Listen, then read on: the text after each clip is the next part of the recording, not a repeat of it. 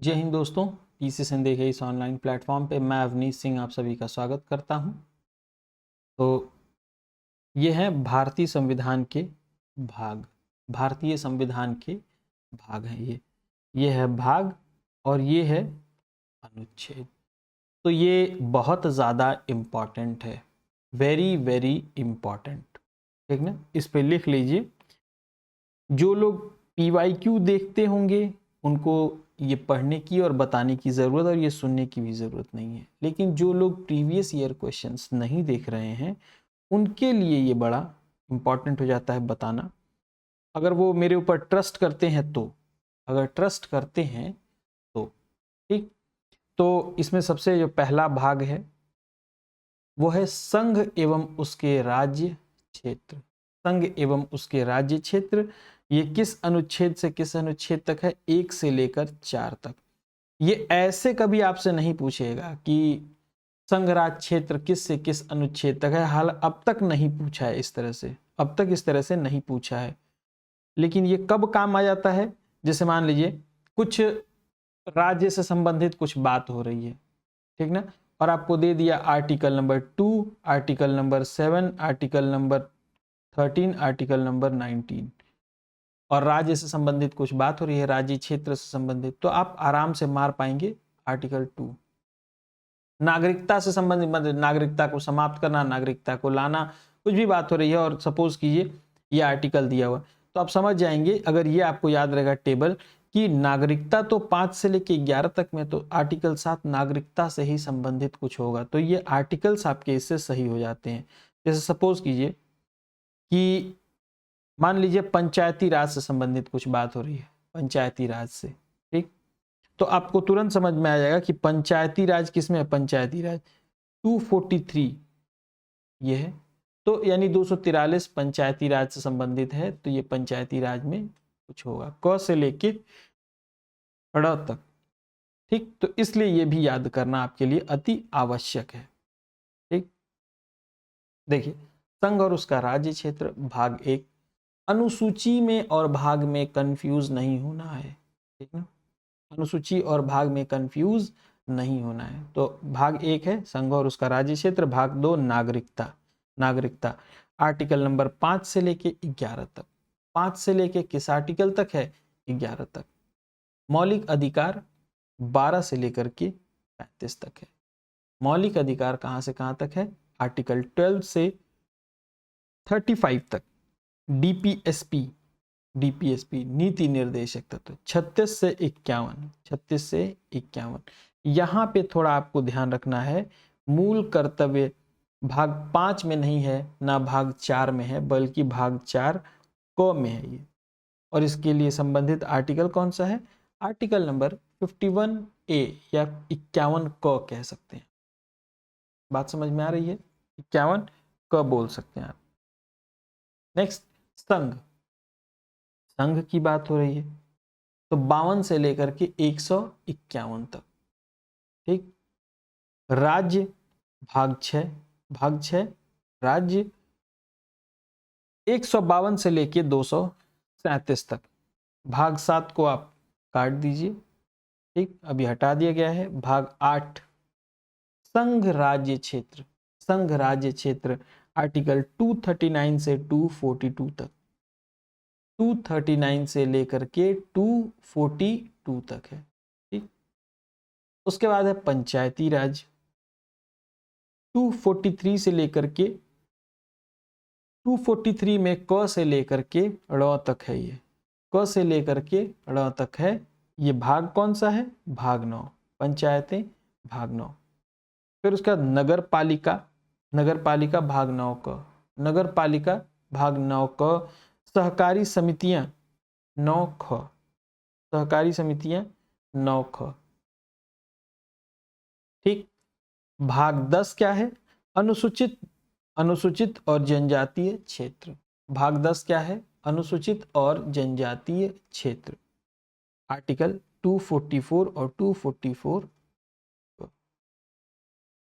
भाग 11 क्या है? संघ और राज्यों के मध्य संबंध, संघ और राज्यों के मध्य संबंध, आर्टिकल 245 से 263।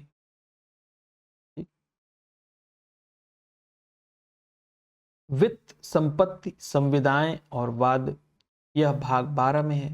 आर्टिकल नंबर 264 से लेकर के 300 तक, 264 से लेकर के 300 तक है। ठीक।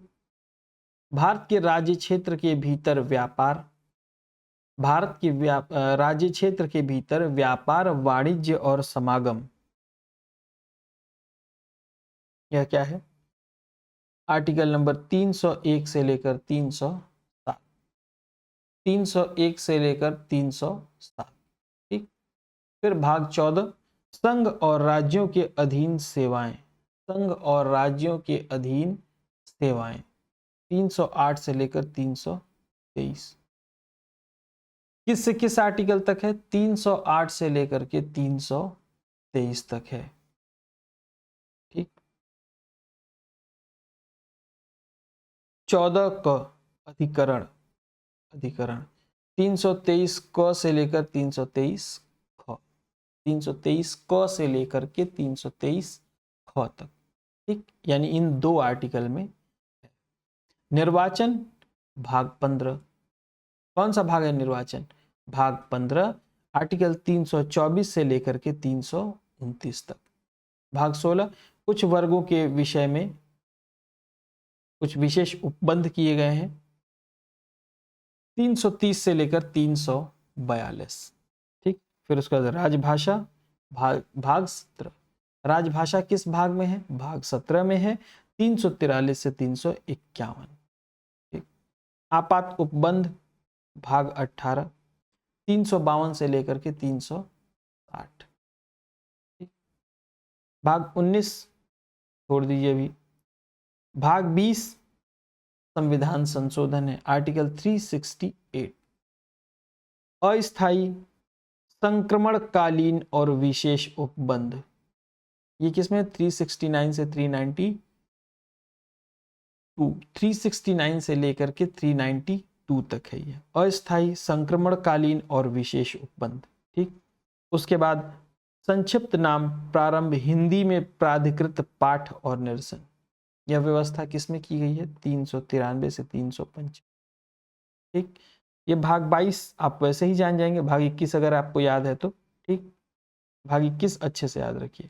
ठीक।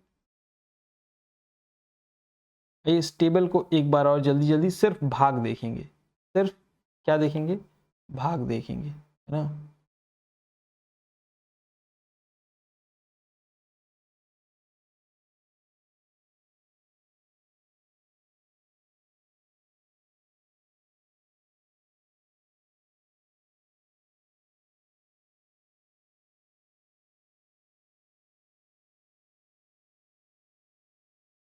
भाग 1 संघ और उसका राज्य क्षेत्र, भाग 2 नागरिकता, भाग 3 मौलिक अधिकार, 4 नीति निदेशक तत्व। ये देखिए यहाँ पे गलती होने की संभावना है, 4 क, कई बार 4 दे देता है और मूल कर्तव्य दे देता है, लोग सही मार के चले जाते हैं। 5 में संघ और संघ के बाद राज्य, तो 5 6 दोनों हो गया। 8 में सीधे आ जाइए, इन दोनों को जोड़ दीजिए, 5 और 6 को जोड़ दीजिए, सीधे आ गए 8 में, 7 को हटा दीजिए। ठीक। उसके बाद पंचायती राज 9, फिर नगर पालिकाएं और सहकारी समितियां उसी में है 9 क और 9 ख में।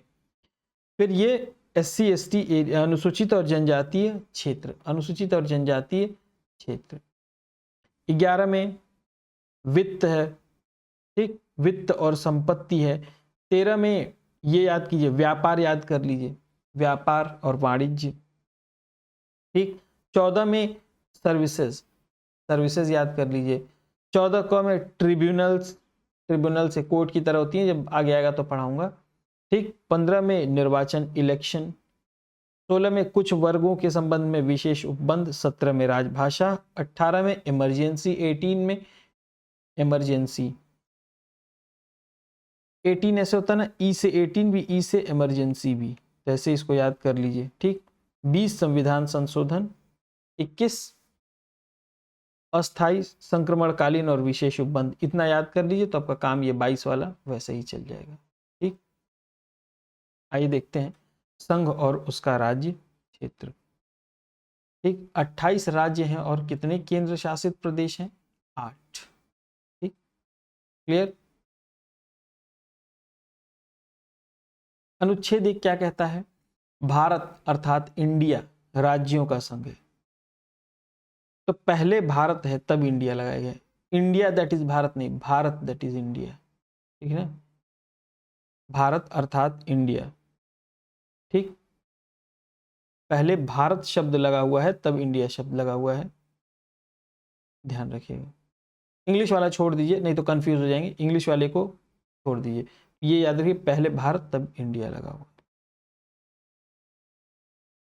ठीक। इंग्लिश वाले में क्योंकि वो एक्टिव पैसिव कन्वर्ट करता है तो वो उल्टा हो जाता है, ठीक है। तो देखिए इसमें क्या होगा, भारत अर्थात इंडिया राज्यों का संघ होगा। राज्य उनके राज्य क्षेत्र वे होंगे जो पहली अनुसूची में निर्दिष्ट हैं और भारत के राज्य क्षेत्र के में अर्जित किए गए क्षेत्र समाविष्ट होंगे। तो ये बस इतना याद रखिए, भारत जो है वो राज्यों का संघ है। ये किस में बोला गया है? 1 में, आर्टिकल 1 में। अब देखिए 2 और 3 यहाँ पे जो है मामला आके फंसता है, ठीक,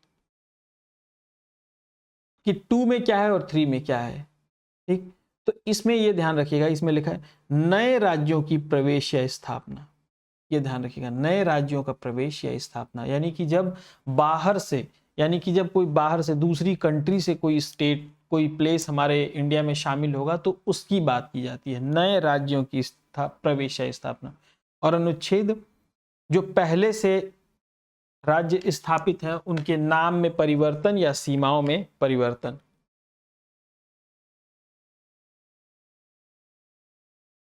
उनके नाम या सीमाओं में परिवर्तन, ठीक ना, उनके नाम या सीमाओं में परिवर्तन। तो अनुच्छेद 3, अब चलिए तो मैं आपको बताता हूं। तेलंगाना, तेलंगाना के लिए आंध्र प्रदेश राज्य में स्टेट क्या किया गया था, जो है उसको तेलंगाना जो नया राज्य बनाया गया आंध्र प्रदेश से कट करके, उसमें मतलब वो कौन से आर्टिकल के तहत किया गया होगा? आप लोग बताइए कौन से आर्टिकल के तहत किया होगा, 2 या 3? आर्टिकल 2 में या आर्टिकल 3 में? आर्टिकल 3 में किया होगा, क्योंकि ये कहीं बाहर से तो आया नहीं है, कहीं बाहर से तो आया नहीं है, आंतरिक राज्यों में ही क्या किया गया है, फेरबदल करके थोड़ा बहुत कर दिया गया है। बात समझ में आ गई एग्जाम्पल से, है ना। नेक्स्ट है राज्यों का पुनर्गठन। तो इसमें क्या पूछता है यह ध्यान रखिए, इसमें जो है क्रम लगाने को देता है, इसमें आयोग क्या करता है, क्रम लगाने को देता है, क्रम लगाइए, ठीक ना। तो देखिए ये पहले हम लोग पढ़ लेते हैं, फिर उसके बाद एक कोड के थ्रू हम लोग देखने की कोशिश करेंगे। भाषा के आधार पर राज्यों का पुनर्गठन उचित है या नहीं, इसके लिए क्या किया गया था, जांच कमेटी बैठाई गई थी, ठीक। क्या की गई थी कि किसकी अध्यक्षता में जांच कमेटी बैठाई गई थी, राजेंद्र प्रसाद की। यह जांच कमेटी किसके अध्यक्षता में बैठाई गई थी, राजेंद्र प्रसाद के, डॉक्टर राजेंद्र प्रसाद के, ठीक। और इन्होंने क्या किया था, एक न्यायाधीश थे एस के धर, उनकी अध्यक्षता में एक 4 सदस्यीय आयोग का गठन किया था, ठीक। और भाषा के आधार पर राज्यों के पुनर्गठन का क्या किया था, उनसे मतलब बातचीत किया था कि आप इस पे अपनी राय दें, ठीक। इस आयोग ने क्या किया था कि भाषा के आधार पर राज्यों के पुनर्गठन का विरोध किया, और किस आधार पर जो है पुनर्गठन करने का समर्थन किया, प्रशासनिक सुविधा के आधार। तो ये बात आप ध्यान रखिए, इसको आप जो है क्या कीजिए, हाईलाइट कर लीजिए कि जो एस के धर आयोग था वो क्या किया था, भाषा के आधार पर राज्यों के पुनर्गठन का विरोध किया। इतना बात आप ध्यान, ठीक ना। फिर उसके बाद जवाहरलाल नेहरू, वल्लभ भाई पटेल और पट्टाभी सीतारमैया की एक समिति का गठन किया गया, ठीक ना। इसको बोला गया जेवीपी समिति, जेवीपी समिति बोला गया इसको, ठीक ना। कौन सी समिति बोली गई, जेवीपी समिति बोला गया। इस समिति ने भी क्या किया, भाषाई आधार पर राज्यों की पुनर्गठन की मांग को खारिज कर दिया, ठीक।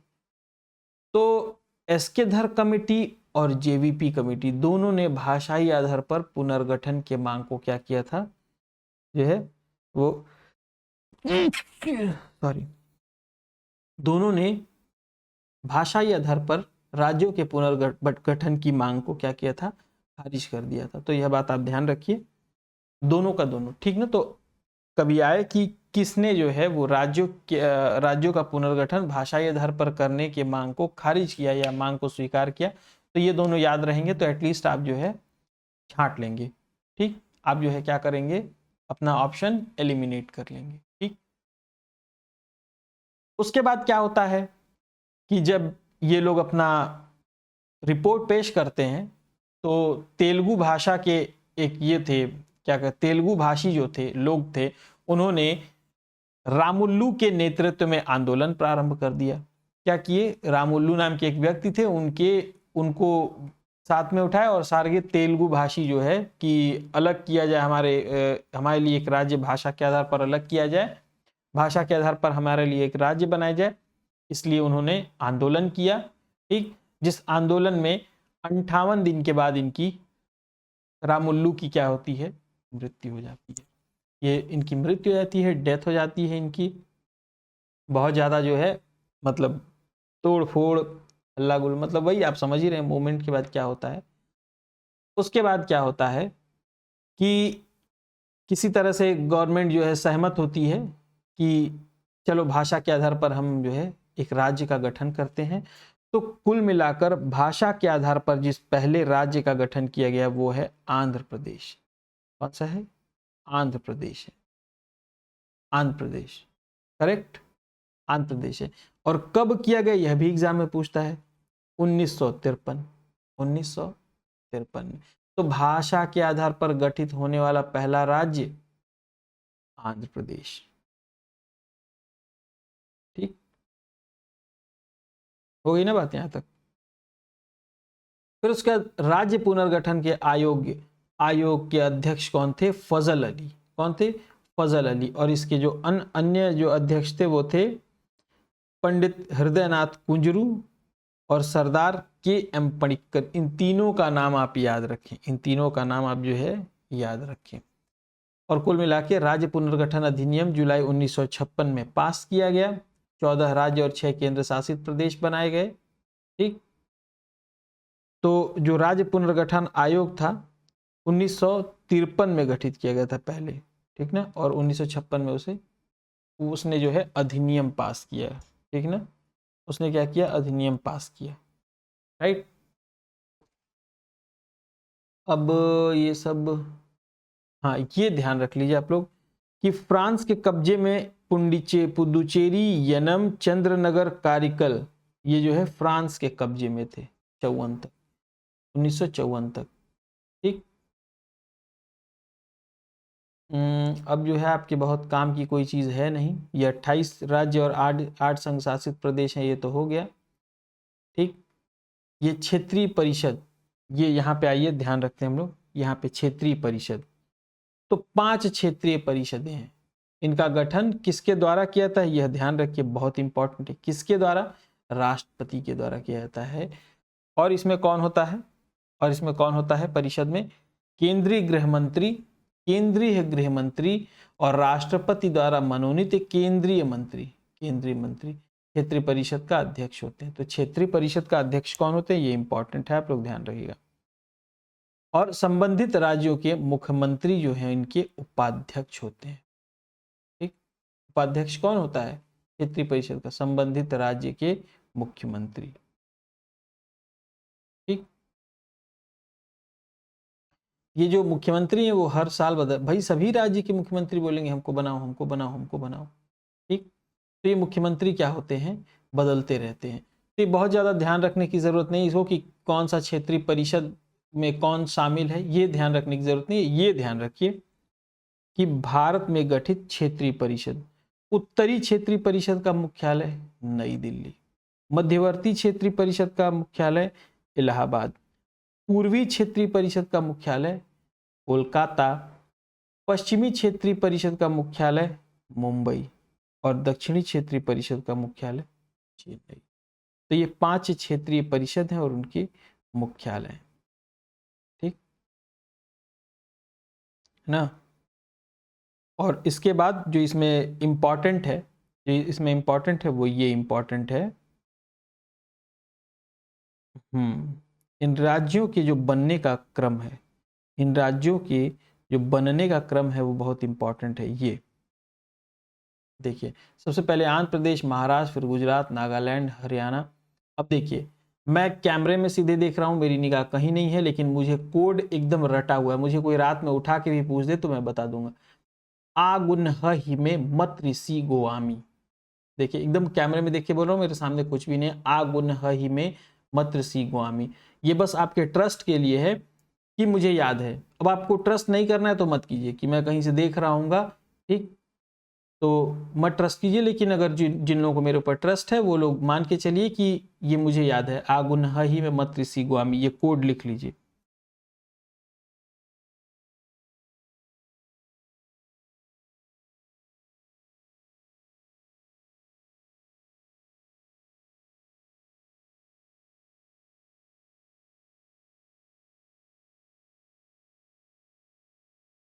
और इसके बाद क्या होता है, छौज, छत्तीसगढ़, उत्तराखंड, झारखंड, छौज, छत्तीसगढ़, उत्तराखंड, झारखंड, और लास्ट में बनता है तेलंगाना। ये तो सबको पता है। तो आगुन्हही में मत्तिसी गोआमी, यानी कि देखिए, आ से आंध्र प्रदेश, महाराष्ट्र को छोड़ दीजिए, गु से गुजरात, गुन से गुजरात, नागालैंड, गुजरात तब नागालैंड, ह ही में तो ह से हरियाणा, ही से हिमाचल प्रदेश, ह ही में से मेघालय, मत्रिसी यानी कि मणिपुर, और त्रि से त्रिपुरा, मत्रिसी, सी से सिक्किम, मत्रिसी गोआमी। देखिए यहाँ पे गोआमी, ठीक ना, ऐसे हम लोगों ने याद किया था। गोआमी, गोवा, अरुणाचल प्रदेश, तब मिजोरम, गोआमी। ये इसमें क्रम जो है वो ठीक नहीं दिया हुआ है, ठीक, इसको सॉल्व पेपर में ऐसे ही देता है, सबसे पहले गोवा, फिर अरुणाचल, फिर मिजोरम, गोआमी, मत्रिसी गोआमी, ठीक। फिर छौज बोलते, छत्तीसगढ़, उत्तराखंड, झारखंड 2000 में बने थे, उसके बाद तेलंगाना। क्लियर। तो ये है, ये कोड लिख करके रट डालिए एकदम से, कोड लिख करके रट डालिए एकदम से, है ना। और आपका यहाँ से जरूर 1-2 प्रश्न आता है, जरूर ही 1-2 प्रश्न आता है यहाँ से। भारतीय नागरिकता। अब देखिए, इस चैप्टर का जो सबसे इंपॉर्टेंट हिस्सा है वो इसी में है, वो इसी बॉक्स में है, ठीक ठीक, इसी बॉक्स में है। भाग 2 और अनुच्छेद 5 से 11 है, ये दोनों से प्रश्न आ चुका है, दोनों से प्रश्न आ चुका है। यहाँ पे सिर्फ हम लोग देखेंगे जहाँ से प्रश्न आता है, उसके अलावा हम लोग कुछ भी नहीं देखेंगे, ठीक। चलिए, कैसे कैसे नागरिकता प्राप्त की जा सकती है। देखिए, पहला तो जन्म से, दूसरा वंश परंपरा द्वारा नागरिकता, तीसरा देशीयकरण द्वारा नागरिकता, चौथा पंजीकरण द्वारा नागरिकता, और पांचवा भूमि विस्तार द्वारा नागरिकता, भूमि विस्तार द्वारा नागरिकता, ठीक। इतने द्वारा नागरिकता जो है वो प्राप्त की जा सकती है, ठीक। और नागरिकता का अंत कैसे किया जा सकता है, नागरिकता का अंत कैसे किया जा सकता है। भारतीय नागरिकता का अंत निम्न प्रकार से हो सकता है, जिसमें पहला है नागरिकता का परित्याग करने से, खुद नागरिकता का आप परित्याग कर दें। दूसरा, अन्य देश की नागरिकता स्वीकार कर लेने पर, जैसे भारत की नागरिकता है और आप गए जाकर के किसी अन्य देश की नागरिकता ग्रहण कर लिए, तो भारत की नागरिकता स्वतः समाप्त हो जाएगी, ठीक ना, समाप्त कर दी जाएगी। सरकार द्वारा नागरिकता छीनने पर, सरकार द्वारा नागरिकता छीनने पर, क्लियर। तो ये 3 तरीके से नागरिकता जो है वो समाप्त हो, ठीक। अब देखिए, ये सब आपके मतलब की चीजें नहीं है, ठीक ना, ये सब आपके मतलब की चीजें नहीं है। बाकी आपने इतना देख लिया, ठीक ना, नागरिकता कैसे कैसे प्राप्त की जा सकती है, कैसे कैसे छीनी जा सकती है, कौन सा भाग इंपॉर्टेंट है, कौन सा अनुच्छेद इंपॉर्टेंट है। बहुत ज्यादा गहराई से प्रश्न आएगा तो आप कर भी नहीं पाएंगे। इसके अलावा आप PYQ देख लीजिएगा इस चैप्टर का, PYQ क्वेश्चंस निकाल के रट डालिएगा, क्वेश्चंस निकाल के रट डालिएगा। बाकी इसमें इस चैप्टर में बहुत ज़्यादा काम करने लायक आपके लिए कुछ है नहीं। ठीक, एक तो यहाँ से पता चले मैं लक्ष्मीकांत से निकाल के या किसी चैप्टर से निकाल के आपको पढ़ा दूं, इस पे पूरा समय बर्बाद कर दूं आप लोगों का, और आना जाना इसे प्रश्न है नहीं। 5 साल में एक प्रश्न पूछा हुआ है। ठीक, तो यहाँ से बहुत ज़्यादा समय देने की ज़रूरत नहीं है, और वो भी रिपीटेड, ठीक ना। तो आइए देखते हैं हम लोग जो चैप्टर इंपॉर्टेंट है हमारा, उसको देखते हैं हम लोग। मौलिक अधिकार, क्या देखेंगे हम लोग? मौलिक अधिकार देखेंगे। क्लियर? तो इसे कहां से लिया गया? पहला ही लाइन बहुत इंपॉर्टेंट है। मौलिक अधिकार जो है कहां से लिया गया था? संयुक्त राज्य अमेरिका से। संयुक्त राज्य अमेरिका से लिया गया था मौलिक अधिकार। ठीक, कहां से लिया गया था? संयुक्त राज्य अमेरिका से लिया गया था। ठीक, दूसरा, यह भाग 3 में है। ये सब से जो मैं पढ़ा रहा हूं वहां से प्रश्न आया हुआ तभी पढ़ा रहा हूं, प्रश्न नहीं आया तो नहीं पढ़ा रहा हूं। अब आप इसमें से, मेरे पढ़ाई में से आप इंपॉर्टेंट मत छांटने लगिएगा प्लीज। आपसे मतलब हाथ जोड़ करके निवेदन है आप लोग से, मेरे पढ़ाई में से इंपॉर्टेंट मत छांटने लगिएगा आप लोग, ठीक ना। संयुक्त राज्य अमेरिका के संविधान से लिया गया है, भाग 3 में दिया गया है, अनुच्छेद 12 से 35 में, अनुच्छेद 12 से 35 में। ठीक, संविधान के भाग 3 को, किसको? भाग 3 को भारत का अधिकार पत्र यानी भारत का मैग्ना कार्टा कहा जाता है। ठीक ना, इसे भारत का क्या कहा जाता है? मैग्ना कार्टा कहा जाता है। क्लियर? चलिए आगे। मौलिक अधिकार में संशोधन हो सकता है, तो आपको किस पे फोकस रखना है? किस बात पे फोकस रखना है आपको इस पे फोकस रखना है कि मौलिक अधिकार में संशोधन हो सकता है। क्लियर? हो सकता है। एवं राष्ट्रीय आपात के दौरान जीवन एवं व्यक्तिगत स्वतंत्रता के अधिकार को छोड़कर, राष्ट्रीय आपात 352 में है, 356 में क्या है? 356 में क्या है?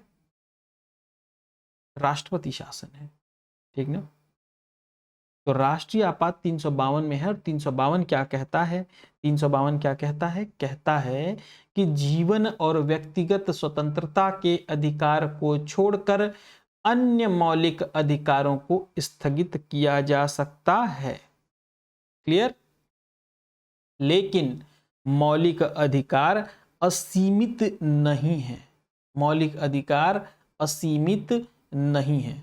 ठीक ना, असीमित नहीं है, और ये वाद योग्य है। वाद योग्य यानी इसको लेकर के हम लोग जो है कोर्ट में जा सकते हैं और इस पर वाद विवाद कर सकते हैं, वाद कर सकते हैं, इस पर बातचीत कर सकते हैं, इस पर बहस कर सकते हैं कि मुझे अधिकार मिलना चाहिए, मुझे ये अधिकार मिलना चाहिए। ठीक, और राज्य इन पर युक्ति युक्त प्रतिबंध लगा सकती है, यानी नियम के तहत इस पर प्रतिबंध लगा सकती है। प्रतिबंध का कारण उचित है या नहीं, इसका निर्णय कौन करेगा? लोकसभा? नहीं, अदालत करेगी। इसका निर्णय कौन करेगा? अदालत करेगी। क्लियर? तो मौलिक अधिकारों की सुरक्षा के लिए व्यक्ति कहां कहां जाता है? उच्च न्यायालय जाता है और उच्चतम न्यायालय जाता है। कहां कहां जाता है? उच्च न्यायालय जाता है और उच्चतम न्यायालय जाता है। ठीक, प्रश्न यहां से बनता है कि उच्च न्यायालय किस आर्टिकल के तहत जाएगा? किस आर्टिकल के तहत जाएगा? प्रश्न ये बनता है, तो आपका उत्तर क्या होगा? Article number 266, article number 266। और उच्चतम न्यायालय में जाएगा तो आर्टिकल 32 के तहत जाएगा। ठीक ना, उच्चतम न्यायालय आर्टिकल 32 के तहत जाएगा ना। नेक्स्ट, पीड़ित व्यक्ति सीधे उच्चतम न्यायालय जा सकता है। ठीक ना, पीड़ित व्यक्ति अपने मूल अधिकार के वाद के लिए सीधा उच्चतम न्यायालय सुप्रीम कोर्ट जा सकता है। उच्च न्यायालय के खिलाफ वहां अपील करके जाया जाए यह जरूरी नहीं है। ठीक ना, यह आवश्यक नहीं है। मूल संविधान में कितने मौलिक अधिकार थे? कुल 7 थे। तो प्रश्न यह पूछता है कि किस संविधान संशोधन द्वारा जो 7वां अधिकार था, संपत्ति का अधिकार, यह 7वां अधिकार था, उसको हटा करके अनुच्छेद 300 क में डाल दिया गया।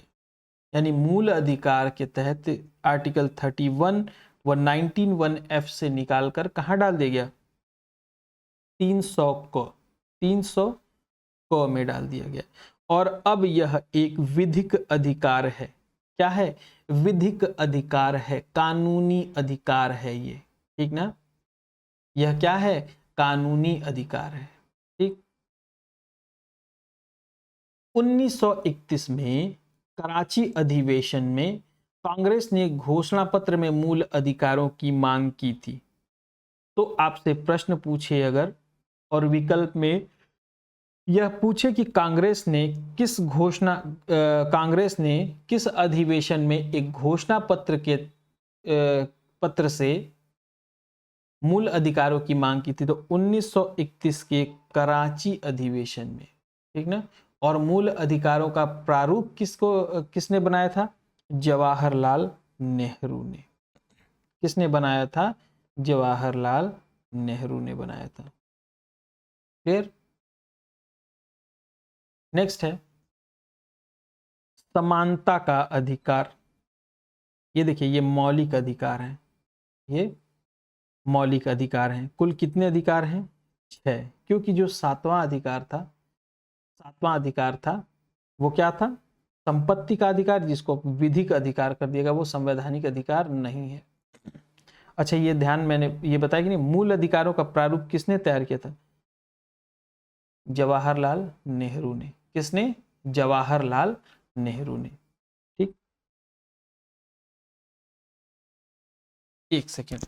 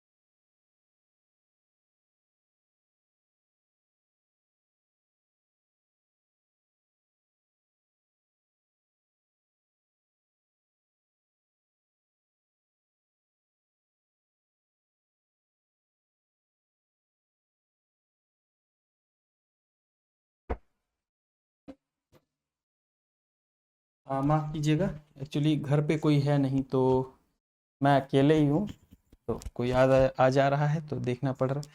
आपके 2 मिनट समय खराब करने के लिए माफ़ी चाहूँगा। तो मौलिक अधिकार जो है वो 6 प्रकार के हैं। समता और समानता का अधिकार, भाग 14 से लेकर 18 तक। यह ध्यान रखिएगा, जो समानता का अधिकार है वो 14 से 18 तक है। यह पूछता है, ऐसे दे देगा, कौन सा जो है अनुच्छेद विसंगत है इसमें? कौन सा अनुच्छेद इसमें विसंगत है? स्वतंत्रता का अधिकार 19 से 22, 19 से 23, 19 से 21, तो कौन सा संगत है, ऐसे पूछ देगा, तो 19 से 22। या फिर ऐसे दे देगा, कौन सा संगत है? 19, 20, 21, 22, ठीक ना। या ऐसे 20, 21, 22, 23, तो 23 उसमें असंगत हो जाएगा। समझ रहे हैं? अगर स्वतंत्रता का अधिकार पूछेगा तो इसलिए इस तरह कैसे प्रश्न पूछेगा, मैंने आपको ये भी बता दिया। मैंने आपको क्या किया? ये भी बता दिया, ठीक। तो शोषण के विरुद्ध अधिकार, अगला है शोषण के विरुद्ध अधिकार, 23 और 24 में। किस में दिया हुआ है? 23 और 24 में दिया हुआ है, ठीक। धार्मिक स्वतंत्रता का अधिकार 25 से 28 में दिया हुआ है, 25 से 28 में दिया हुआ है। संस्कृति और शिक्षा संबंधी अधिकार, संस्कृति और शिक्षा संबंधी अधिकार अनुच्छेद 29 और 30 में दिया हुआ है। अनुच्छेद 29 और 30 में दिया हुआ है। उसके बाद संवैधानिक उपचारों का अधिकार, संवैधानिक उपचारों का अधिकार अनुच्छेद 32 में दिया हुआ है। किसमें दिया हुआ है? अनुच्छेद 32 में दिया हुआ है। ठीक,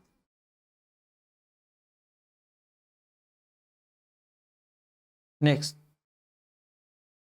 समता या समानता का अधिकार, समता या समानता का अधिकार, तो अनुच्छेद 14 विधि के समक्ष समानता, विधि के समक्ष समानता, ये कहता है कि यानी कि कानून के समक्ष, कानून के सामने सभी समान है, सभी एक समान है, सभी पर एक समान नियम लागू होगा, चाहे वो राजा हो चाहे वो रंक हो। अगर हत्या करने पर फांसी की सजा होती है तो चाहे वो राजा करे चाहे वो प्रजा करे, चाहे वो करोड़पति करे चाहे वो भिखारी करे, सबके लिए सजा एक है। ठीक है ना।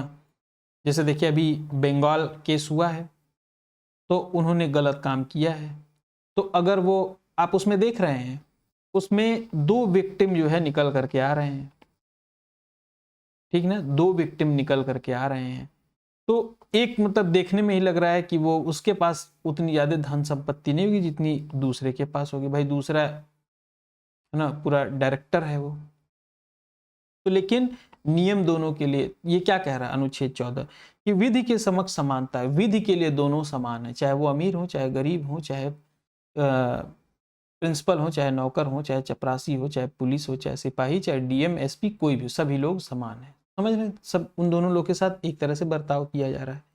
नहीं तो ऐसा होता कि ये अमीर है भाई तो इनको जो है रेंज रोवर में बैठा के ले चलो और इनको छूट दे दी जाए, अपने मन से आ सकते हैं, नहीं, सबके लिए एक बराबर है। अनुच्छेद 15 क्या कहता है? धर्म, नस्ल, जाति, लिंग, जन्म स्थान, इन इन आधार पर किसी के साथ विभेद नहीं किया जाएगा, भेदभाव नहीं किया जाएगा। ठीक ना, कोई भेदभाव इस आधार पर नहीं किया जाएगा कि ये हिंदू है ये मुसलमान है ये, ठीक ना, ये SC ST है ये ऐसे हैं तो, या फिर इनका रंग गोरा है ये काला है, ये लड़की है ये लड़का है, ठीक, इस आधार पर भेदभाव नहीं किया जाएगा। अनुच्छेद 16 लोक नियोजन के विषय में अवसर की समानता, किसी पद या नियोजन की नियुक्ति से संबंधित विषयों पर नागरिकों के लिए अवसर समान हो, ठीक, सभी के लिए समान अवसर होगा। इसमें अपवाद दिया गया है, रिजर्वेशन जो कैटेगरी है वो भी क्या कहा जाता है, एक अनुच्छेद है जिसमें समान समान ग्रुप के लिए, समान ग्रुप के लिए समान नियम रहेगा, ठीक ना। जैसे इनको क्या किया था, ये काफी पिछड़ी जाती हैं तो इनको समान स्थिति में लाने के लिए रिजर्वेशन देना बहुत जरूरी है, ऐसा माना जाता है। ठीक, 17 क्या कहता है? अस्पृश्यता, अस्पृश्यता का अंत, यानी छुआछूत का अंत, क्या होगा? छुआछूत का अंत हो जाएगा। ठीक, अनुच्छेद 18 में उपाधियों का अंत, यानी कि सेना या विधा संबंधी सम्मान के सिवाय कोई भी उपाधि जो है राज्य द्वारा प्रदान नहीं की जाएगी। भारत का कोई नागरिक अन्य किसी देश से बिना राष्ट्रपति की आज्ञा के कोई उपाधि स्वीकार नहीं कर सकता। ठीक, ये जो पद्म विभूषण, पद्म विभूषण, पद्मश्री, ये सब जो चक ये दिया जाता है ये इसी के तहत दिया जाता है। ठीक, नेक्स्ट है स्वतंत्रता का अधिकार, स्वतंत्रता का। ठीक, तो इसमें जो है इसको 44वें संविधान संशोधन द्वारा संपत्ति का अधिकार हटा करके विधिक अधिकार कर दिया गया। इसमें आप ये याद रखें 19(1)(a) बोलने का अधिकार, 19(1)(b) शांतिपूर्ण बिना हथियारों के एकत्र होना और सभा करने का अधिकार, 19(c) में संघ बनाने का अधिकार, 19(d) में किसी देश के किसी भी क्षेत्र में आवागमन की स्वतंत्रता, ठीक, देश के किसी भी क्षेत्र में निवास करने की स्वतंत्रता 19(e) और कोई भी व्यापार और जीवन चलाने की स्वतंत्रता 19(g). ठीक, अब ये है, ये बहुत इंपॉर्टेंट है जो ये नोट करके दिया है ना यहाँ पे, प्रेस की स्वतंत्रता का वर्णन 19(a) में है। ठीक, 19(a) में है, क्लियर। अब अनुच्छेद 20 और 22 बहुत ध्यान से पढ़िएगा, दोनों कंफ्यूज कर देते हैं। अनुच्छेद 20 अपराधों के लिए दोष सिद्धि के संबंध में संरक्षण, क्या है ये? देखिए, इसमें 2-3 बिंदु दिए हुए, इसको समझिए, अपने आप समझ में। किसी भी व्यक्ति को एक अपराध के लिए एक बार से ज्यादा सजा नहीं मिलेगी। ठीक, पहली बात अनुच्छेद में 20 में कहा गया है। दूसरी बात अनुच्छेद 20 में क्या कहा गया है? अपराध करने के समय जो कानून है उसी के तहत सजा मिलेगी, न कि पहले या और बाद में बनने वाले कानून के तहत। ये नहीं कि जबरदस्ती कानून बना दिया अब इस कानून के तहत, नहीं, जो कानून है उसी के तहत आपको सजा मिलेगी। और दूसरा, किसी भी व्यक्ति को स्वयं के विरुद्ध न्यायालय में गवाही देने के लिए बाध्य नहीं किया जा सकता कि आप अपनी गवाही खुद दें, इसके लिए बाध्य नहीं किया जा सकता है न्यायालय में। अब अनुच्छेद 22 पहले पढ़ लें, तब अनुच्छेद 21 पढ़ेंगे। ठीक, अनुच्छेद 22 साथ में पढ़ लीजिए। कुछ दशाओं में गिरफ्तारी और निरोध से संरक्षण। कुछ दशाओं में गिरफ्तारी और निरोध से संरक्षण। अगर किसी भी व्यक्ति को मनमाने ढंग से हिरासत में लिया गया हो तो उसे 3 प्रकार की स्वतंत्रता प्रदान की गई है। कितने प्रकार की? 3 प्रकार की स्वतंत्रता प्रदान की गई है। जैसे पहला, हिरासत में लेने का कारण बताना होगा। फिर 24 घंटे के अंदर जो है उसको दंडाधिकारी के सामने पेश किया जाएगा। ठीक, और उसे अपने पास वकील से सलाह लेने का अधिकार होगा। ठीक, ये कहा गया है अनुच्छेद 22 में। और इसमें निवारक निरोध भी है। निवारक निरोध क्या कहता है? अनुच्छेद 22 के खंड 3, 4, 5, 6 में तत्संबंधी प्रावधानों का उल्लेख है। निवारक निरोध कानून के अंतर्गत, निवारक निरोध कानून के अंतर्गत किसी व्यक्ति को अपराध करने के पूर्व ही गिरफ्तार किया जाता है। यानी अभी वो अपराध किया नहीं है, उसके पहले ही उसको गिरफ्तार कर लिया जाता है। और गिरफ्तार करने का मतलब ये नहीं है कि उसको मारा पीटा जाएगा ले आके, उसको बस बंद कर लिया जाता है। ऐसा जब पुलिस को प्रतीत होता है कि हाँ ये कोई अपराध कर सकता है, अगर इसको नहीं गिरफ्तार किया गया, तो उस केस में निवारक निरोध लगाकर उसे गिरफ्तार कर लिया जाता है। ठीक, यह निवारक निरोध जो है वो राज्य की सुरक्षा, लोक व्यवस्था बनाए रखने के लिए भारत की सुरक्षा संबंधी कारणों से हो सकता है। जब किसी भी व्यक्ति को निवारक निरोध के तहत गिरफ्तार किया जाता है तो उस केस में क्या होता है? देखिए, सरकार ऐसे व्यक्ति को केवल 3 महीने तक ही अभिरक्षा में रख सकती है। यदि गिरफ्तार व्यक्ति को 3 महीने से अधिक समय के लिए रखना है जेल में तो इसके लिए सलाहकार बोर्ड का प्रतिवेदन प्राप्त करना पड़ता है। ठीक ना, प्राप्त करना पड़ता है। ठीक, अगली बात, पॉइंट नंबर 2, इस प्रकार निरुद्ध व्यक्ति को यथाशीघ्र निरोध के आधार पर सूचित किया जाएगा, किंतु जिन तथ्यों को निरस्त करना या लोकहित के विरुद्ध समझा जाएगा उन्हें प्रकट करना आवश्यक नहीं है। एक, कि आपको क्यों गिरफ्तार किया जा रहा है इसका कारण बताना होगा, लेकिन अगर वो लोकहित में नहीं है, उससे कुछ नुकसान पहुंच सकता है, तो इसको नहीं भी बताया जा सकता। फिर तीसरा पॉइंट क्या है? निरुद्ध व्यक्ति को निरोध आदेश के विरुद्ध अभ्यावेदन करने के प्रति ये कोई मतलब नहीं है इसका। ठीक, अब इन सबका कोई मतलब नहीं है, ये आपके काम की चीजें नहीं है, ये आपके काम की चीजें नहीं है। ठीक, अब आ जाएंगे हम लोग शोषण के विरुद्ध अधिकार पर, लेकिन अभी मैंने आर्टिकल नंबर 21 अभी नहीं बताया था, तो हम लोग पहले इस पर बात करेंगे, आर्टिकल नंबर 21 पर, और आर्टिकल नंबर 21 के साथ ही हम लोग जो है वो तीसरे हिस्से पर इसके बात करेंगे। ये रहा आर्टिकल नंबर 21, जो पिछले बैच में, पिछले क्लास में ये छूट गया था। आर्टिकल नंबर 21, प्राण एवं दैहिक स्वतंत्रता का संरक्षण। प्राण एवं दैहिक स्वतंत्रता का संरक्षण। ठीक, क्या कहता है ये? कि किसी भी व्यक्ति को विधि द्वारा स्थापित प्रक्रिया के अतिरिक्त उसके जीवन और व्यक्तिक स्वतंत्रता के अधिकार से वंचित नहीं किया जा सकता है। ठीक, किसी भी व्यक्ति को विधि द्वारा स्थापित प्रक्रिया के अतिरिक्त उसके जीवन और व्यक्तिक स्वतंत्रता के अधिकार से वंचित नहीं किया जा सकता है ना? यानी विधि द्वारा स्थापित प्रक्रिया, यानी कि जो विधि में प्रक्रिया स्थापित कर दी गई है, विधि में स्थापित कर दी गई है का मतलब जो संविधान में स्थापित कर दी गई है उस प्रक्रिया को छोड़ के उसके जीवन की लीला जो है वो किसी भी कारणवश समाप्त नहीं की जा सकती है, उससे उसका जो है स्वतंत्रता, जीवन का अधिकार नहीं छीना जा सकता। यही कह रहा है आर्टिकल नंबर 21। आर्टिकल नंबर 21 के तहत सरकार का यह दायित्व बनता है वो अपने नागरिकों को स्वच्छ पर्यावरण, ये जो है आपका जो है मौलिक अधिकार है, स्वच्छ पर्यावरण पाना, है ना। इसके लिए संसद ने क्या किया है, एनजीटी, नेशनल ग्रीन ट्रिब्यूनल, जिसको कहते हैं राष्ट्रीय हरित न्यायाधिकरण, राष्ट्रीय हरित न्यायाधिकरण अधिनियम 2010 पारित किया। ठीक, अक्टूबर 2010 में राष्ट्रीय हरित न्यायाधिकरण की स्थापना की गई। कब स्थापना की, ये पर्यावरण में आता है ये प्रश्न, लेकिन यहां भी पढ़ लेंगे तो कुछ बुरा तो हो नहीं जाएगा, ठीक ना। यहां से भी अगर ये प्रश्न सही हो जाए तो कुछ बुरा नहीं हो जाएगा।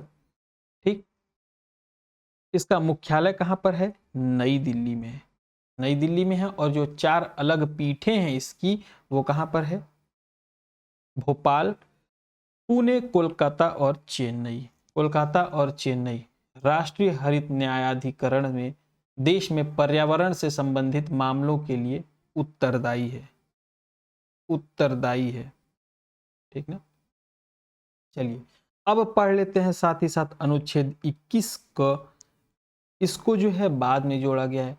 अनुच्छेद 21 क में क्या कहा गया, 6 से 14 वर्ष के आयु के बच्चों को ऐसे ढंग से जैसा कि राज्य विधि द्वारा अवधारित करें निःशुल्क और अनिवार्य शिक्षा। तो 6 से 14 वर्ष के बच्चों को, ये ध्यान दीजिए 6 से 14 वर्ष, ये 0 से 6 नहीं है, ठीक ना। 6 से 14 वर्ष के अब कुछ लोग कह रहे होंगे सर हमारी भी तो आंख फूटी नहीं, हमको भी दिख रहा है, क्योंकि 0 से 6 वर्ष भी कहीं पे मैं पढ़ाऊंगा आपको, ठीक ना। तो कंफ्यूज मत होइएगा, इसलिए मैंने बोल दिया कि ये नहीं है ताकि और स्पष्ट हो जाए चीजें आपको। तो 6 से 14 वर्ष की आयु के समस्त बच्चों को ऐसे ढंग से, मतलब कुल मिला के ऐसे वैसे काटिए, अनिवार्य शिक्षा का उपबंध कौन कराएगा, कौन कराएगा, कौन कराएगा, राज्य, राज्य कराएगा। ये भी ध्यान देना, कौन कराएगा, माता पिता नहीं कराएंगे, कौन कराएगा, राज्य कराएगा, ठीक ना। और ये उपबंध किस संविधान संशोधन में किया गया, 86वें संविधान संशोधन 2002 में, 86वें संविधान संशोधन 2002 में यह उपबंध किया गया, ठीक ना। 6 से 14 वर्ष की आयु के बच्चों को शिक्षा उपलब्ध कराएगा कौन, राज्य। आर्टिकल नंबर 21A 21 को क्लियर।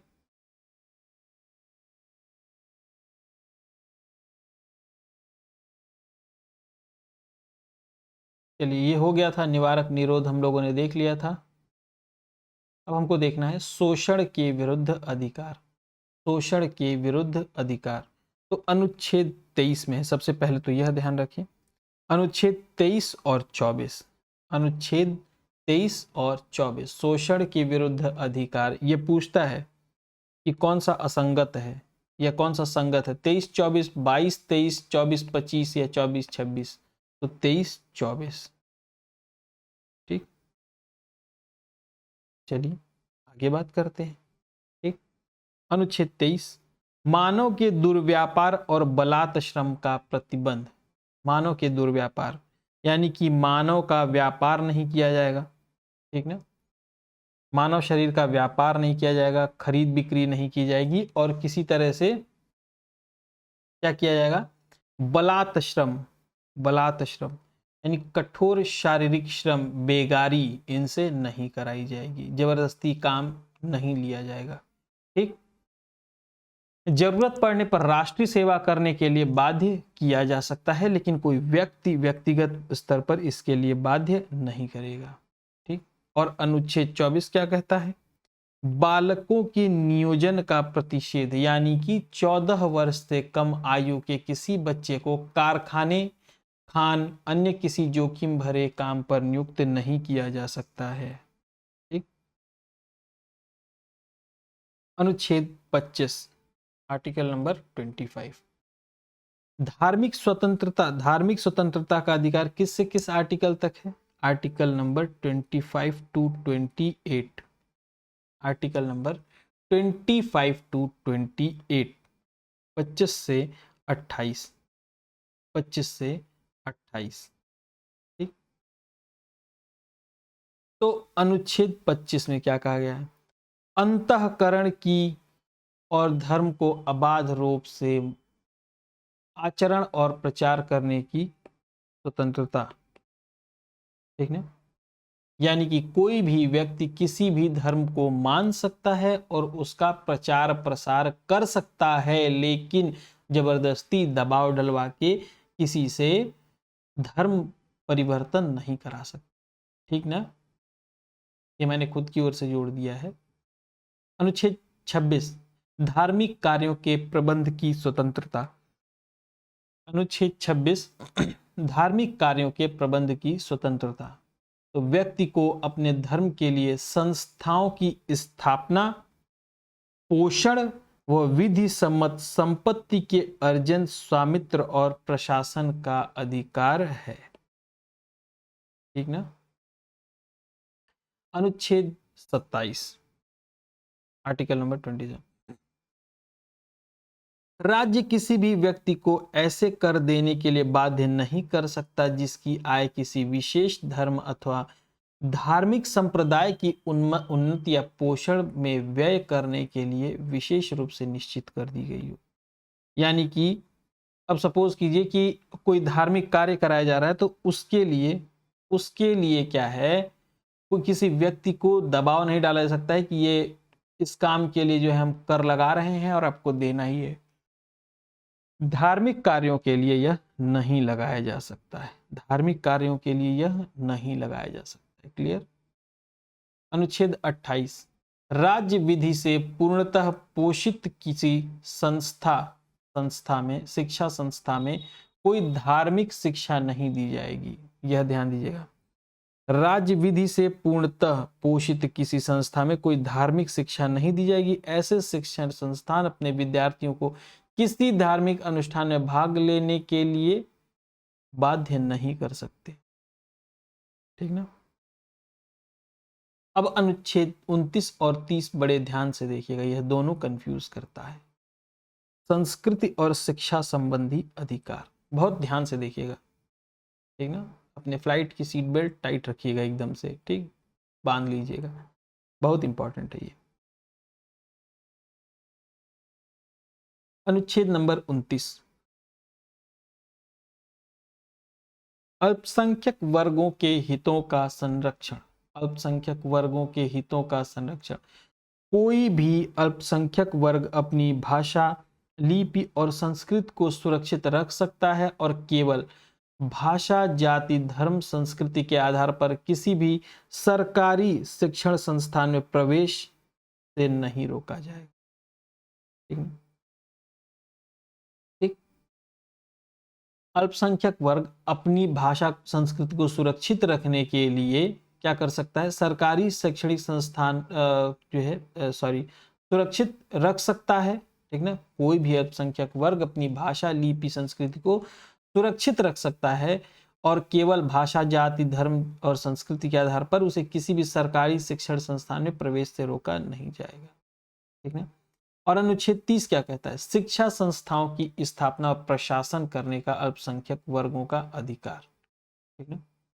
कोई भी अल्पसंख्यक वर्ग अपनी पसंद का शैक्षणिक संस्थान चला सकता है और उसे सरकार उसे अनुदान देने से किसी भी तरह से भेदभाव नहीं करेगी। ये कट गया है पर मुझे याद है। ठीक ना? भेदभाव नहीं करेगी। ठीक, यानी शैक्षिक संस्थाओं की स्थापना और प्रशासन करने का अधिकार। अनुच्छेद 30, यहाँ पे शैक्षणिक संस्थाओं के प्रशासन करने का अधिकार नहीं लिखा है। ठीक ना? शैक्षणिक संस्थाओं के प्रशासन करने का अधिकार 29 में नहीं लिखा है, 30 में लिखा है। यह ध्यान रखिएगा, दोनों एकदम लगभग करीबी हैं और कंफ्यूज कर देते हैं। ठीक, तो वर्तमान में 6 समुदाय, मुस्लिम, पारसी, ईसाई, सिख, बौद्ध एवं जैन को अल्पसंख्यक वर्ग का दर्जा प्रदान किया गया है। ठीक ना? अल्पसंख्यक समुदाय के विकास को समुचित आधार पर समुचित विकास को समुचित आधार पर प्रदान करने के लिए 2005 में तत्कालीन केंद्र सरकार ने प्रधानमंत्री का 15 सूत्री कार्यक्रम प्रारंभ किया था। ठीक, ये फिर उसके बाद आर्टिकल नंबर 32, ये कट गया क्या या फिर किसी दूसरे पे, यहाँ पे है आर्टिकल नंबर 32। आर्टिकल नंबर 32 कौन सा आर्टिकल? Article number 32। ये क्या कहता है? ये रिट जारी करने का अधिकार देता है। इस संदर्भ में देखिए ये क्या कह रहा है कि मौलिक अधिकारों को प्रवर्तित कराने के लिए समुचित कार्यवाहियों द्वारा उच्चतम न्यायालय में आवेदन करने का अधिकार प्रदान किया गया है। क्या किया गया है? अधिकार प्रदान किया गया है। ठीक, इस संदर्भ में सर्वोच्च न्यायालय को 5 तरह के रिट निकालने की शक्ति प्रदान की गई है। किसको? सर्वोच्च न्यायालय को 5 तरह की रिट जारी करने की शक्ति प्रदान की गई है। ठीक ना? पहला है हेबियस कार्पस, ठीक ना, बंदी प्रत्यक्षीकरण। दूसरा है परम आदेश यानी मैंडेमस। तीसरा है प्रतिषेध लेख, प्रोहिबिशन। और 4 उत्प्रेषण, चौथा उत्प्रेषण यानी सर्ट्योरेरी। फिर 5वां अधिकार परीक्षा, को वारंटो। ठीक ना? बंदी प्रत्यक्षीकरण, इससे लैटिन भाषा से लिया गया है जिसका शाब्दिक अर्थ है आपके पास शरीर है। बंदी प्रत्यक्षीकरण, ठीक ना? हैव द बॉडी ऑफ, ठीक ना? यह उस व्यक्ति की प्रार्थना पर जारी किया जा सकता है जो यह समझता है कि उसे अवैध रूप से बंदी बनाया गया है। किसी व्यक्ति को अगर अवैध रूप से बंदी बनाया गया है, इसके द्वारा न्यायालय बंदीकरण करने वाले अधिकारी को यह आदेश देता है कि वह बंदी बनाए गए व्यक्ति को निश्चित स्थान और निश्चित समय के अंदर न्यायालय में उपस्थित करे, जिससे न्यायालय बंदी बनाए जाने के कारण पर विचार कर सके कि क्यों इसको बंदी बनाया गया है। तो समझ में आ गया? बंदी प्रत्यक्षीकरण यानी बंदी को प्रत्यक्ष रूप से हमारे सामने पेश किया जाए। क्लियर? फिर उसके बाद परमादेश, इसका शाब्दिक अर्थ क्या है? हम आदेश देते हैं, हम आदेश देते। परम आदेश का मतलब क्या आता है? जब कोई पदाधिकारी अपने सार्वजनिक कर्तव्य का निर्वहन नहीं कर पाता है तो इस प्रकार के आज्ञा पत्र के आधार पर पदाधिकारी को उसके कर्तव्य के पालन करने का आदेश दिया जाता है। यानी कि वो अपने कर्तव्य का पालन नहीं कर रहा है और उसको आदेश दिया जाए कि आप अपने कर्तव्य का पालन कीजिए, तो उसे क्या कहते हैं? परम आदेश। हम आदेश देते हैं आपको, आप अपने कर्तव्य का पालन करें। नेक्स्ट है प्रतिषेध, इसका शाब्दिक अर्थ क्या है? रोकना। प्रतिषेध का मतलब क्या है? रोकना। ठीक ना? यहां पर क्या किया जाता है कि सुप्रीम कोर्ट, हाई कोर्ट द्वारा जो है अन्य अदालतों को, अर्ध न्यायिक न्यायाधिकरणों को जारी करते हुए यह आदेश दिया जाता है कि आपने यहां कार्यवाही न करें, इस मामले में अपने यहां कार्यवाही न करें। यानी हाई कोर्ट, सुप्रीम कोर्ट अपने निचले कोर्ट्स को आदेश देती हैं कि यह कार्यवाही आप न करें, क्योंकि यह मामला जो है उनके क्षेत्राधिकार के, यानी आपके क्षेत्राधिकार के बाहर है, तो आप इस पर कार्यवाही ना करें। ठीक, उसके बाद आता है उत्प्रेषण का नंबर। किसका नंबर आता है? उत्प्रेषण का नंबर आता है। ठीक, इसका शाब्दिक अर्थ है प्रमाणित होना या सूचना देना, प्रमाणित होना या फिर सूचना देना। ठीक,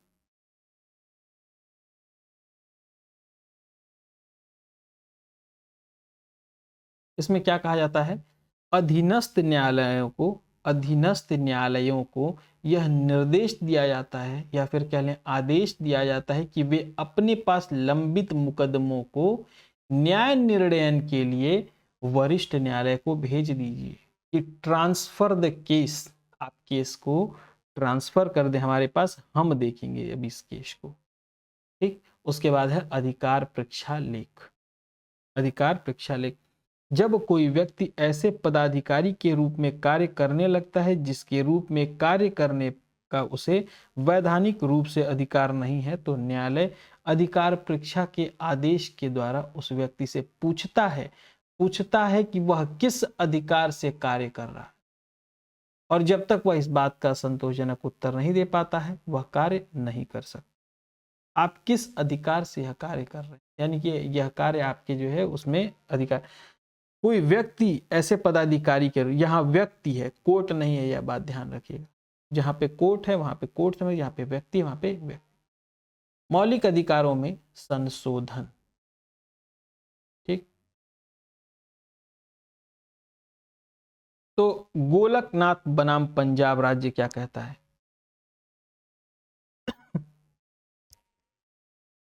यह कहता है कि निर्णय कि 1967 में कहता है, ठीक ना, 1967 से पूर्व लिए गए निर्णयों में यह निर्धारित किया गया था कि संविधान किसी भी भाग में संशोधन नहीं किया जा सकता जिसमें 368 में मूल अधिकार को शामिल किया गया था, ठीक। फिर गोलकनाथ बनाम पंजाब राज्यवाद में क्या कहता है? संसद मूल अधिकारों में संशोधन नहीं कर सकती, मोटा मोटी ये पढ़िए, नहीं कर सकती। 24वें में क्या कहा गया है? संसद जो है अनुच्छेद 13 और 368 में संशोधन किया गया और यह निर्धारित किया गया कि 368 में दी गई प्रक्रिया द्वारा मूल अधिकारों में संशोधन किया जा सकता है। केशवानंद भारती में क्या कहा गया? संशोधन को विधि मान्यता प्रदान की गई, अर्थात गोलकनाथ बनाम पंजाब राज्य के निर्णय को निरस्त कर दिया गया। जो गोलकनाथ वाला ऊपर था उसको निरस्त कर दिया गया, यानी संशोधन किया जा सकता है, ठीक। और 42वें संविधान संशोधन में कहा गया कि क्या कहा गया? अनुच्छेद 368 में खंड 4 और 5 जोड़े गए। यह व्यवस्था की गई कि इस प्रकार किए गए संशोधन किसी भी न्यायालय में प्रश्नगत नहीं किए जाएंगे, प्रश्न इन पर नहीं उठाया जाएगा, ठीक ना। ये मिनर्वा मिल हटा दीजिए, ठीक। अब ये केवल नागरिकों को प्राप्त मूल अधिकार, तो ये याद कर लीजिए। देखिए ऐसे याद है, देखिए हमको, मैं आंख बंद करूं सिर्फ आपके ट्रस्ट के लिए, यहाँ पे जो कर ही नहीं कर रहा हूं मैं, सिर्फ आपके लिए ट्रस्ट के लिए कि मैं आंख बंद करके मैं जादू दिखा रहा हूं, नहीं, सिर्फ आपके ट्रस्ट। देखिए 15, 16, 19, 29, 30, ठीक ना, ये रटा हुआ है। 15, 16, 19, 29, 30 अपने नाम की तरह मुझे रटा हुआ है, ठीक ना, कि जो विदेशियों को प्राप्त नहीं है, तो ये आप भी रट लीजिए। और जब ये याद रहेगा कि 15, 16, 19, 29, 30 नहीं प्राप्त है तो अपने आप निकाल लेंगे, क्योंकि सब आपने ये पढ़ा हुआ है, फिर से इसको रिपीटेशन की जरूरत नहीं है यहाँ पर, ठीक है ना। नागरिकों के साथ विदेशियों को प्राप्त मूल अधिकार, तो बस इनको याद रखिए आप, 15, 16, 19, 29, 30 ये नहीं प्राप्त हैं, तो बाकी आप कर ले जाएंगे आप, ठीक है, ठीक, बाकी जो है आप कर ले जाएंगे, है ना। तो ये क्या है कि नागरिकों के साथ विदेशियों को प्राप्त मूल अधिकार, शत्रु देश को छोड़कर, अगर ये कभी आपसे पूछ दे कि शत्रु देश को छोड़कर, यानी कि शत्रु देश को ये नहीं मिले हुए हैं, विदेशियों को मिले हुए हैं, सिर्फ शत्रु देश को नहीं मिले हुए। कौन से? 14, 20, 21, 21 क, 22, 23, 24, 25, 26, 27, 28। बस एक बार इनको आप देख लीजिए, बस इनको याद करने की बहुत ज़्यादा ज़रूरत नहीं है, ठीक ना, इनको याद करने की बहुत ज़्यादा ज़रूरत नहीं है, बस याद रखिए, ठीक। धर्म, मूल, वंश, जाति, लिंग, जन्म स्थान के आधार पर विभेद का प्रतिषेध, लोक नियोजन के अवसर की समानता, विचार अभिव्यक्ति विश्वास, विचार अभिव्यक्ति शांतिपूर्ण सम्मेलन और विचरण संघ बनाने की का जो स्वतंत्रता है, अल्पसंख्यकों को शिक्षा और संस्कृति संबंधी अधिकार, और 30 जो है अल्पसंख्यकों को धर्म प्रचार करने हेतु शिक्षण संस्थानों की स्थापना का अधिकार। तो कुल मिला के ये था आपका जो है मूल अधिकार, है ना। अब देखते हैं आगे नेक्स्ट लेक्चर में। आज के लिए इतना ही। जय हिंद।